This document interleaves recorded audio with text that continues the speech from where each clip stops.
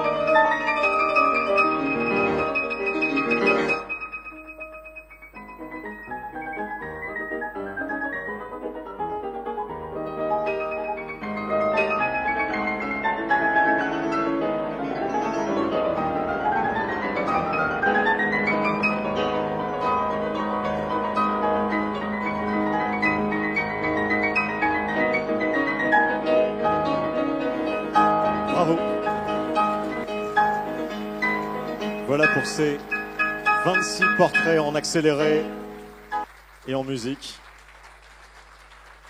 Ce sont finalement, je ne sais pas ce que vous en pensez, mais à l'heure de la technologie, de la vitesse de connexion, du village global, ce sont nos voisines de palier. Ce sont nos voisines de palier, des héroïnes du quotidien sélectionnées par ces 600 enfants à travers le monde. C'est vraiment quelque chose d'exceptionnel. Je ne sais pas si vous vous rendez compte. Tout ça, c'est le fruit de plusieurs années de travail. Et bon, on y reviendra un peu plus tard.